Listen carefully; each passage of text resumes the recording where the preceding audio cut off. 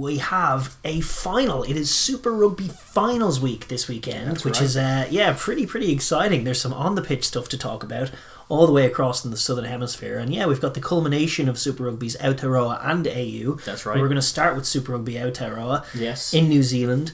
We have the Crusaders against the Chiefs. Yeah. Oh, jeez. This is a good game. Yeah, some would argue it's kind of like the El Clasico of Super Rugby. Certainly. Yeah, since I started watching, that's always been the case. Yeah. I've always enjoyed it. There's been some great battles. It always feels like it's the sort of the raw, razzle-dazzle offense of the Chiefs up against the sort of the defensive nous, the physicality and the raw professionalism of the Crusaders. Yeah. And just stylistically, it always tends to work out and make for a great game, whichever way it goes. Yeah, true. I think this is the perfect final. I think the Blues were great at times this season, but they weren't on balance as good a side as they were last season with Bowden Barrett. Yeah. And the Chiefs have really kicked on, and they've stuck it to people who thought they were down and out. They are a great team.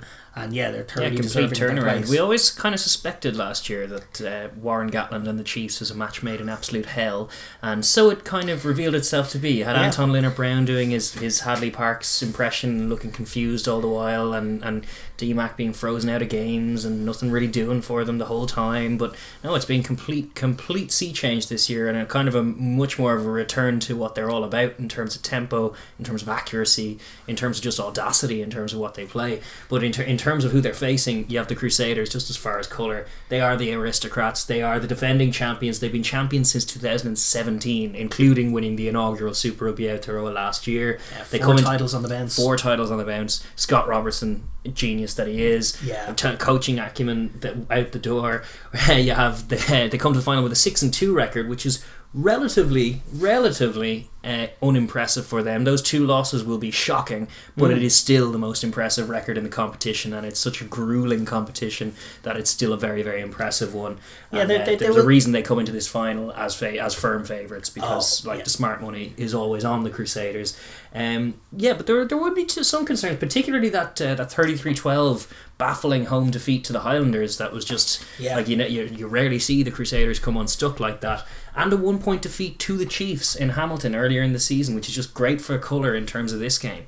Yeah, it was awesome. Yeah. I mean, the Highlanders very much drive-by shooting, and the Crusaders didn't respond well. They kind of struggled a little bit to get things going. Everything just kind of sort of went the way of the Highlanders, who moved the ball really well. Yeah. Started Aaron Smith on the bench and then brought him on, which really helped them in that second half. Yeah. The Crusaders, by and large, there's some minor concerns about that, but still a very fine team and most people's favourites. The Chiefs, they have great pedigree as an offensive razzle-dazzle kind of side. Their offensive play has tended over the years to stand out among Kiwi franchises. Yeah. Obviously, they had back-to-back titles in 2012 and 2013. That's very much the highlight for them as a franchise, that era. But they have had some great sides. I think back to that great side with Aaron Cruden. Who's the head coach of that team again? It was Dave Rennie, current Wallaby coach. His side was magnificent, and they never quite made it. They were unstuck by this Crusaders team, I think, back in 2017. Yeah, indeed. And that was the sort of swan song of that great Chiefs team, which never made the summit. But to see them in a final again, I just think is magnificent. I think they are always. It's good for the All Blacks when the Chiefs are good as well. You think 2012 and 2013 and what became of that team. Yeah. I definitely think it's good for the All Blacks to see that sort of offensive style working really well, and they've been interesting this year. It hasn't been all their own way. You know, they obviously went 0-8 last year, so the turnaround has been great. Yeah. And they are the only other side in the competition to boast a winning record, 5-3. Very impressive considering the calibre of the competition. Yeah, what's interesting though is that every win that they've had this season, I mean everyone, it's felt like everyone, but literally everyone has been a one-score game. Yeah, 35-29 was their biggest winning margin. And all 3 defeats they had were blowouts, 15 points plus blowouts, including the last time they played the Crusaders in Christchurch, which was the 39-17 win. Yeah. So that's definitely interesting. They have the worst points difference of any side in the competition as a result. Second best record. It just goes to show how close these teams are. Like you're thinking the Hurricanes didn't make it, the Highlanders didn't make it. They are brilliant teams. There's potential for this cross Tasman thing to go badly for the Aussies, just because there's a lot of high quality stuff in some of the Aussies. I think the bottom 3 Aussies, but I think the Brumbies and the Reds will mix it. I think so too. Yeah, but it is interesting in terms of just that quirk of the fact, like you can have a winning record and still be negative points difference. That's kind of what Super Rugby Aotearoa is about. And then you had guys like Aaron Smith talking about just the attrition level of it, that it's a tougher competition than Super Rugby, and that he doesn't know if it's going to last into the post-COVID times. I don't know, like from the outside looking in, I think it's fantastic. It's great to watch. I think there's probably some merit to what he's saying, like back-to-back derby games. Yeah, you might argue last week that a lot of the Kiwi guys played their best rugby in Super Rugby Aotearoa and not for the All Blacks, which is not what they want. Indeed, there's definitely a case to be made there. But as it is, just from a neutral point of view, it's great to watch. And I think despite the Chiefs having that negative points difference, what will stand to them is that like they've been in 5 close games and they've won all of them. Yeah. They've won every close game they've been involved in, including a game against the Crusaders. Yeah. Often with sort of a late clutch kick from DMAC, who's been outstanding. What'll also give them good optimism is just even some of their showing against the Hurricanes. I'm thinking of earlier in the season where they were like going to the scrum and scrumming them over. They scored that lovely try where they just kept going to a dominant scrum against a team which was just like. Not only was that not the case last year, they were getting pulverised by every team in that set piece, and you know that the Crusaders are going to be very, very tough in that area, but this season they have some confidence to mine from. They're not completely gone in the tight 5, not far from it. They should be trying to stand up and play their best game of the season against these Crusaders, and then backing themselves to be slightly more clinical when they get it out wide. Yeah, absolutely. That's sort of the main colour of the match. Obviously it is that the Crusaders are the bookies' favourites at home, but the Chiefs, they're still a very fine side, and on their day they can beat anybody.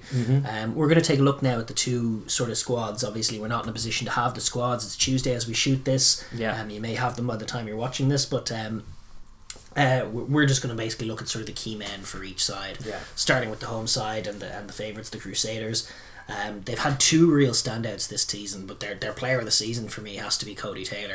I mean, that guy's been everywhere. He's been playing centre for them as well as hooker. He's been outstanding. He's awesome in loose. The turn of heel that he shows in the open field is phenomenal, and then the scrummaging acumen as well. The darts have been carries in the tight, bit of footwork and speed and power. For a guy that dynamic in the loose to not be shirking his set piece duties at all, far from it, being like excellent in that area, and then having that on top, like you're talking World 15 level. Special player in special form, which is just a very dangerous combination. He's been outstanding. And certainly if they can get him on the ball often and always running at Chiefs defenders and getting on top of his opposite number, that's going to be a dangerous situation for the Chiefs, and they'll definitely stretch the defence if they get him on top of the carry game. The other guy who's been very special is Richie Mo'unga, whose form is immaculate. I mean, he goes from strength to strength. He's been pretty much on an upward curve for the last few seasons in terms of just progression, steady incremental improvement in terms of game management, in terms of roundedness, as well as being an attributable threat himself. Like he's a running threat, he's a catching threat, he's a kicking threat, but it's just his little bit of nous. He's deciding which to do and executing which at the right times. And it's like he's kind of emblematic of the difference that has been this Crusaders team versus the rest in terms of just that little top 2 inches of nous that sees them home when the blank hits the fan. They kind of show a little bit more calm and a little bit more assuredness, and he's a big part of the reason why. So is the structure. I mean, you get a lot of guys who pick lovely lines off him and make his decisions for him, and that helps. And what also helps is just that forward unit. They tend to dominate a lot of these teams in the forward pack. Well, they've got All Black. They've got serious Test rugby and All Black acumen in that pack. They've got obviously Alatoa, the Samoan international, is a very fine player, but Scott Barrett and Sam Whitelock have been huge for them this season. And then even Sione Havili is a very fine player in the back row.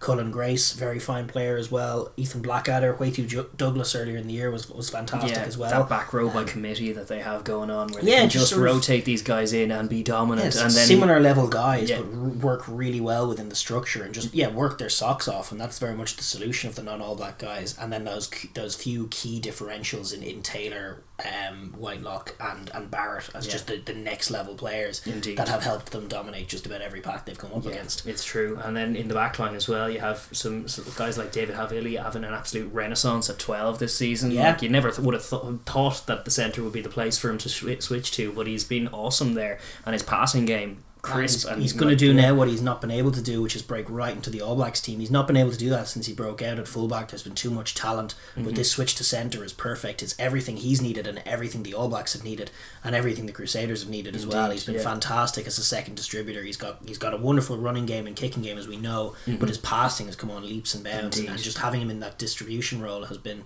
magnificent. It's really helped them. There's just maintained that clinical edge, especially without Jack Goodhue. Yeah, indeed. And Faion Anuku's is also shifted in there as well. Interesting. Yeah, I mean he was lighting it up earlier in the season from the wing, and then they moved him to 13. Like I definitely think he's going to be a key man on both sides of the ball. Obviously, razzle dazzle when put in space. Very interesting job defensively as well, with D-Mac coming in on those sweeping runs from the outside. It's a big job. He's got the pace to cut that down, so it'll be interesting to see how they manage that D-Mac threat, and he might be a big part of that. Yeah, and then just out wide, the smorgasbord of talent, like George Bridge came back in and was awesome. Will Jordan can't stop scoring. Sevu Reece back to his awesome best this season as well, like just high quality. In the back line, and then in the rotation of scrum halves, even we missed out. You have Mitch Drummond, or was it Mitch Drummond? Yeah, Mitch Drummond and Bryn Hall, just rotating in and out, and you can swap with if one's not quite going well. Yeah, for me, Drummond has been the standout this season. He has, but Bryn Hall isn't that much of a step down. Like Kiwis just know scrum halves, don't they? They just produce proper scrum halves who play with tempo and get things going. And the Crusaders are no different. There's a really good brains trust there to allow Moanga to get some good platform and good go forward and use those weapons out wide. Yeah, 100%. So just real quality talent. I mean, that back three as well, that's like an all back three. It's that good, and they're that lethal, and if they can find space, they'll be key. For the Chiefs on the flip side, as far as key men are concerned, your number one, it's hard to look past the man who has very much become the face of the franchise in Damien McKenzie. Yeah, well, he's got a great face for the franchise. He smiles at the posts before he kicks his threes, and he kicks his threes. Oh, he's box office. I mean, but like on the pitch as well, his form has been essential. He's the leader of the team. He runs that offense. He slots into first receiver so often. Yeah. He's the best passer. He's the best runner.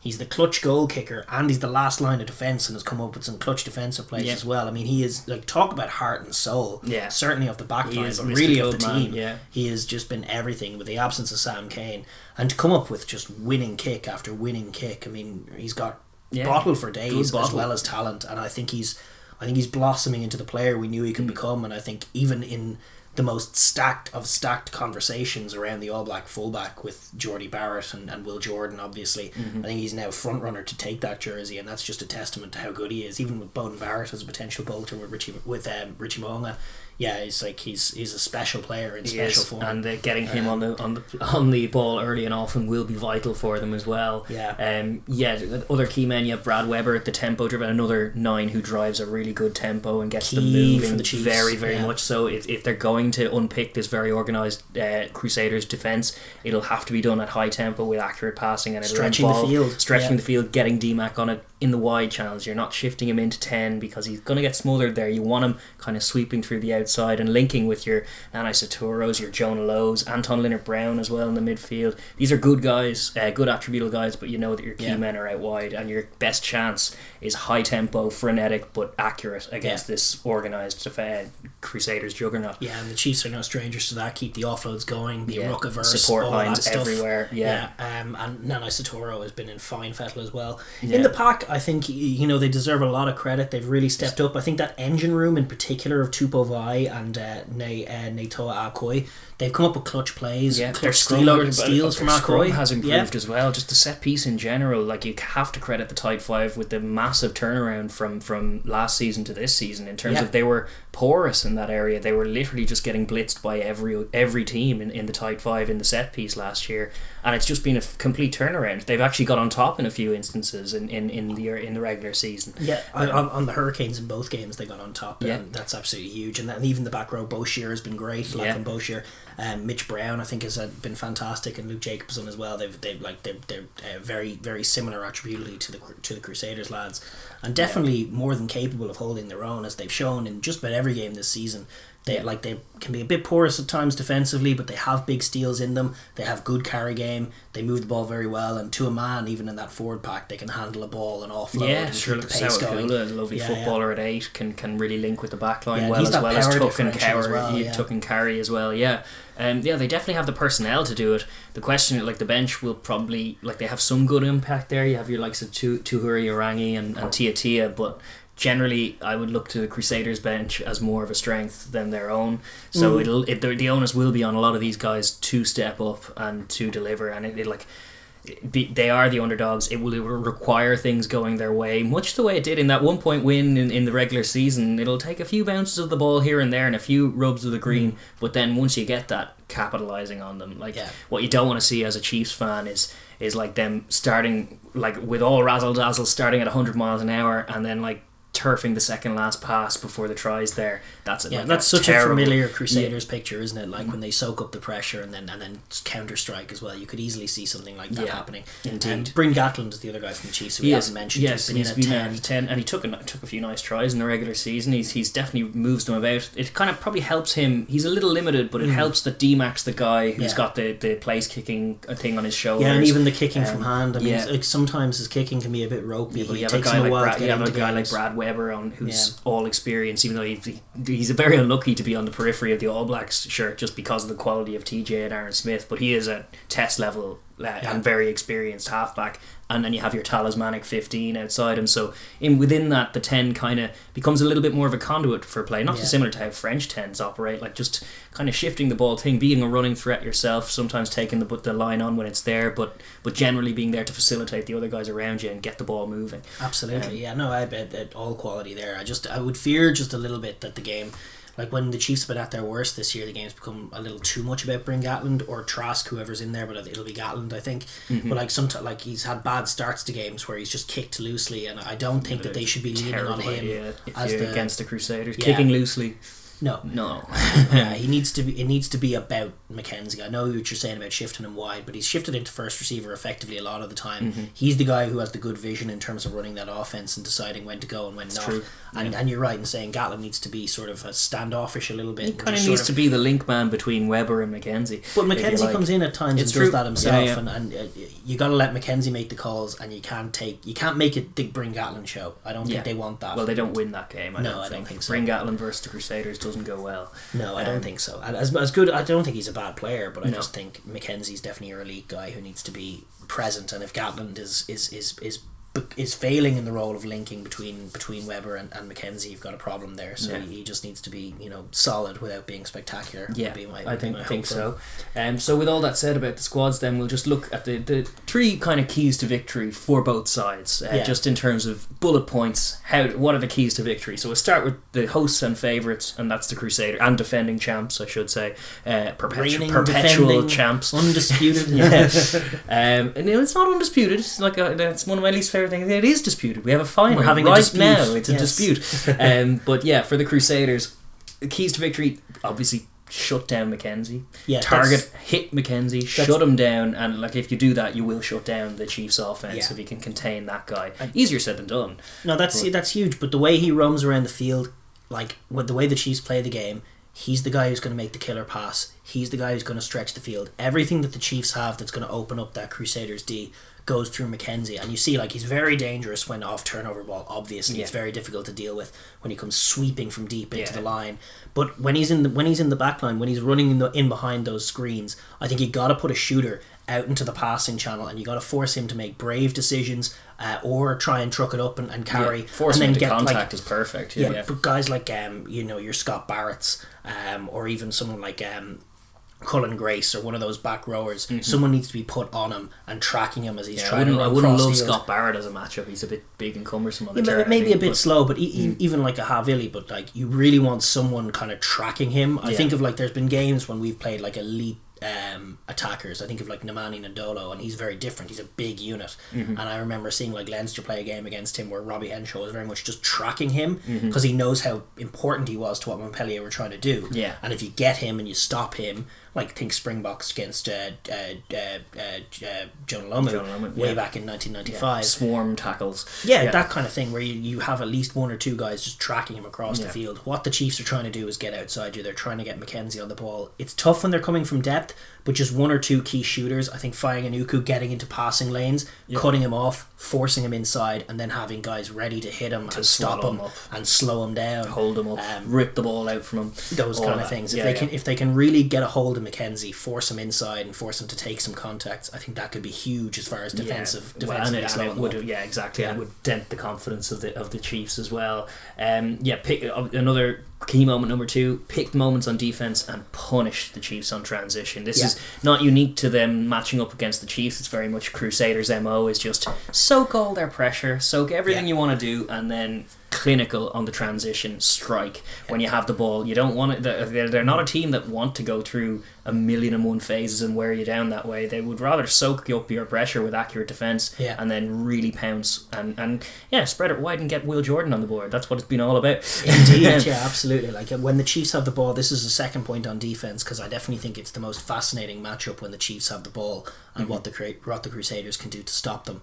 But I think it just, broadly speaking, if they can, respect the talent of the Chiefs, not overcommit to breakdowns, keep the width of the field strong, give them nothing on the inside, because you trust your power guys, you trust your white locks and your guys like Cody Taylor to make tackles on the inside. Force them to stretch the field and maintain your discipline, obviously with that focus on McKenzie that we talked about, but just wait for kind of the right moment. Maybe there's one opportunity where a guy gets isolated on a half break, wait for the right moment, or if the Chiefs, likely if they're being stopped, if the defence is maintaining its width, they're going to force a pass and make an error, and that's when the Crusaders become the Crusaders. And if they can get that pop and that zip going where they get the ball and instantly they all know what they're doing, the ball gets into Malonga's hands from a bit of depth, he knows where to put it, the guys are all picking the right lines, and that's where you can open up that defence on transition and get that sort of 14-point try when the Chiefs are trying to attack. And those are the stingers. The moments that absolutely, they're like a liver shot in boxing. They're just going to take the wind right out of the Chiefs. If they can do that even once or twice, it should be enough to see them home in this final. And it is a big part of their game plan for the last, well, to be honest, under Scott Robertson, it's been a huge part of their model, is just that transition and being accurate when you do get the ball. That's no different in this match. And then just the third point is, it's a very simple one, but be more physical. Be the more physical team. Be the bigger, stronger, meaner pack, and bully them. They have all black firepower up front that the Chiefs don't. And the Chiefs have a very fine pack, and they can go toe to toe. And they've certainly undoubtedly improved. They've undoubtedly improved massively on last year. But if you can shock them in the contact area, drive them back. Speed offloads, but just power on both sides of the ball. If you give them, from a defensive point of view, if you give them nothing on the inside, it really does frustrate them. You make everything slow, and then on the other side of the ball, it can be just such a bailout for your backs. If you can reliably hit guys like Scott Barrett and guys like Cody Taylor and just get yards and perhaps even little offloads, and then just get on top of teams. Interplay with the forwards, if they can get a hand free as well as sitting a guy down, that will lead to a steamroller that'll just crush look the better team. Chiefs, it is a game of contacts at the end of the day, rugby, and to a large extent, and while speed and razzle dazzle can sometimes counteract that, if you are the more physical side, if you do own that contact area, and certainly if you do assert yourself at that set piece, things like scrum, if they can get on top in that area, it's very, very difficult, and you have to play near flawless rugby if you're the tackle averse guys who are losing every contact but want to be flicking passes everywhere. You have to be so accurate for that to work, because every now and then you're going to need to tuck the head and go forward, and the Crusaders are going to be trying to be game to stop them, smother them on that, give them nothing on either side of the ball, as you say, and kind of bludgeon them down. It's a rudimentary thing. It can be an ugly thing, but it's very, very effective, and the Crusaders are bloody good at it. Own the contact area, don't give them anything on defence, swallow it all up, punish on transition. If they can execute in those areas, we'll get to see the likes of the stars, the likes of Moalu and Havili and Severis and Will Jordan. They'll get their tries. Will Jordan starts for his third try in as many minutes. Oh no! Those are the kind of spiralling moments that the Crusaders have produced. And listen, every time there's been a big game, I mean, the Chiefs' loss was a drive-by shooting. So to an extent was the Highlanders' loss at home. But you think of that Blues game where the Blues were really coming for them at Eden Park. The Blues are a fine team. The way that they sort of counterpunched everything that the Blues had, the difference in clinicality there, like they are a very fine team. That still could be there as far as a difference. Like the Chiefs have been really worthy. They've had a great season. They are worthy finalists. I do fear for them in that matchup. I think if the Crusaders can even get 2 out of those 3 keys for victory, I think they kind of walk away with it. Potentially true. Listen, there is a narrative though that the Chiefs do win the game, and we are going to look also at their sort of 3 keys to victory that we've sort of isolated.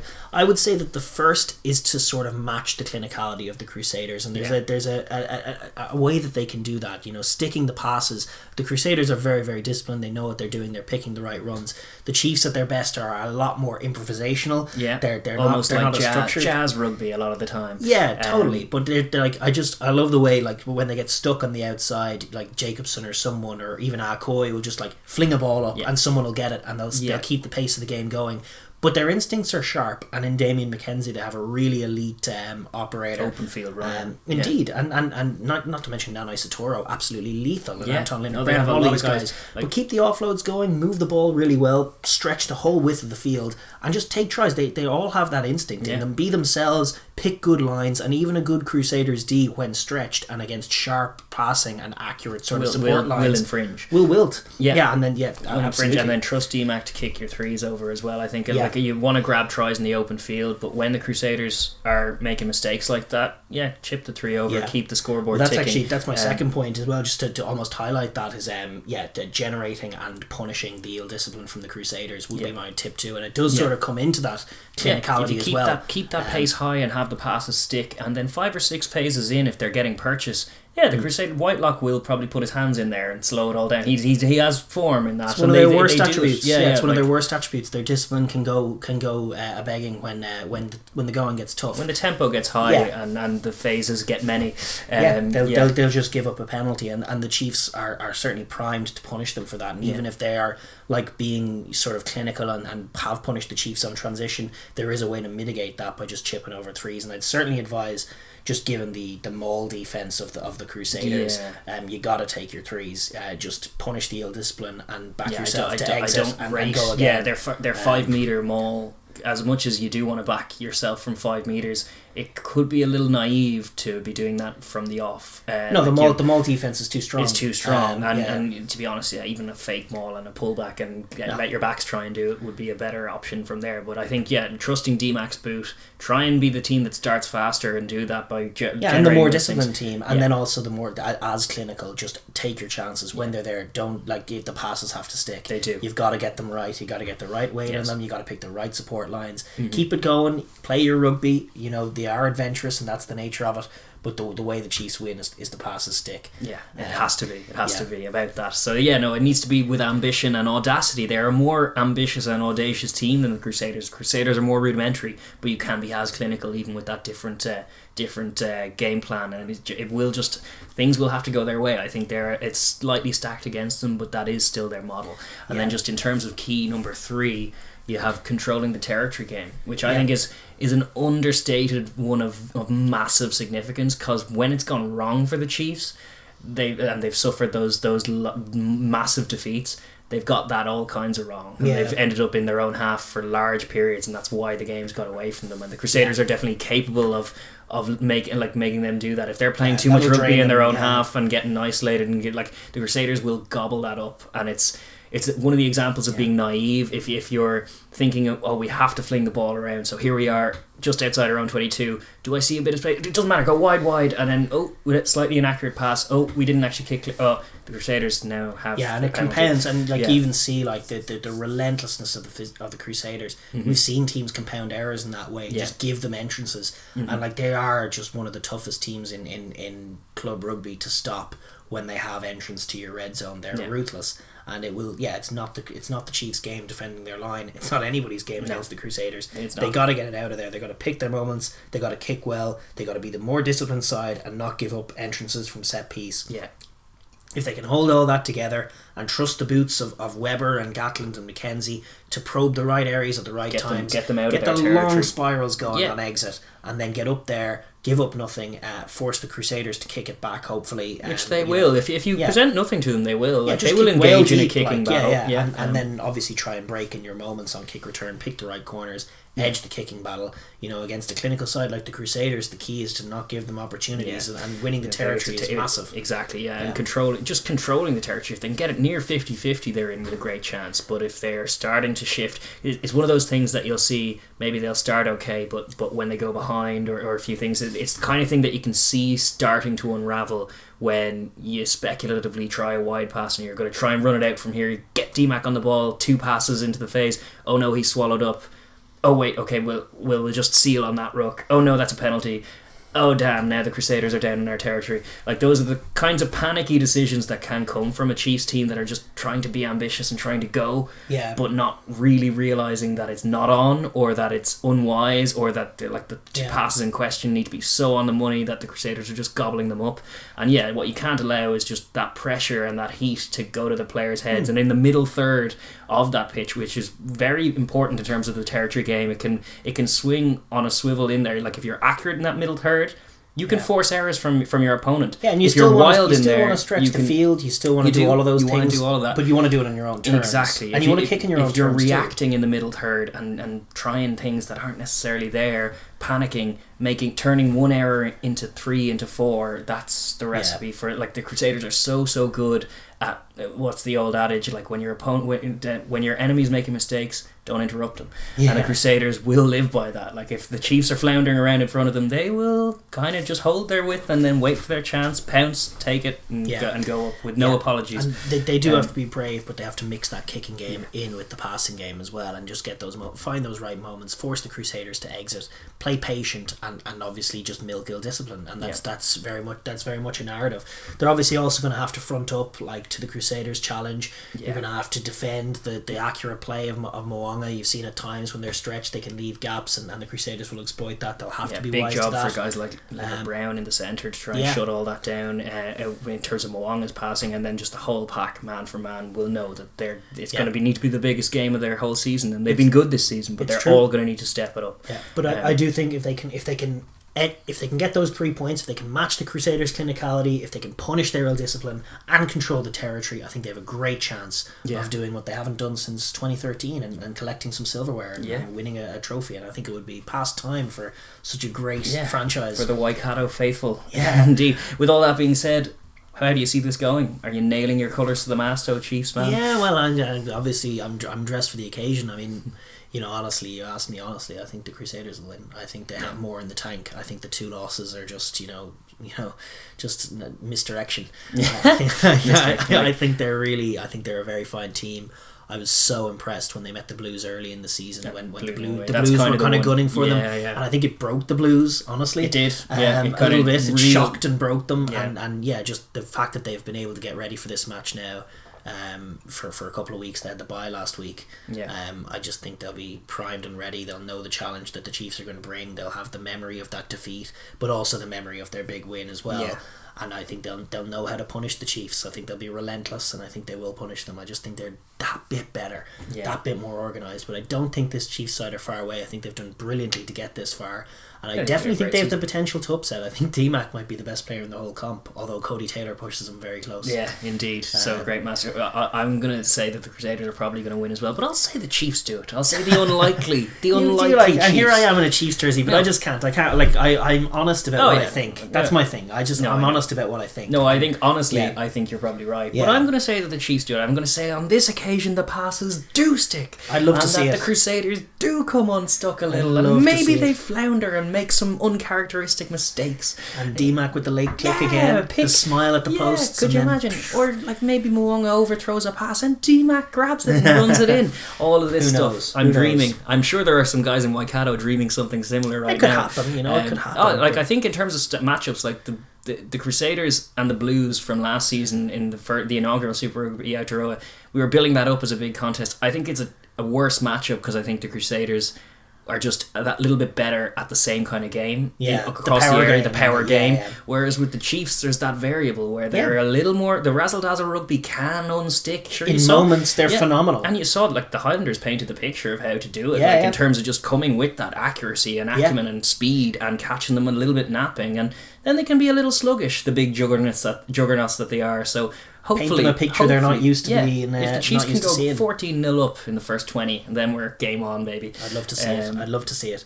Yeah, let us know what you guys think in the comments down below. I think either way, it's going to be just a great final. Yeah, this is mouth-watering. This is one of the best club competitions, high quality rugby ever. All throughout. Actually, throughout the whole tournament, has been fantastic quality. The Kiwi teams know how to play, and there's nothing between them. But to see these two, I think that we have got a deserving final of the two best teams, and I'm just really, really looking forward to it. This is taking place on Saturday, 8:05, I think, or something like that. Our time. I don't actually have the time. It is Saturday at 8:05. Woo! There you go. I was just guessing, but that's where they're going. And yeah, I'll be up, and I'll be really looking forward to it. It's a truly exciting one. So yeah, absolutely.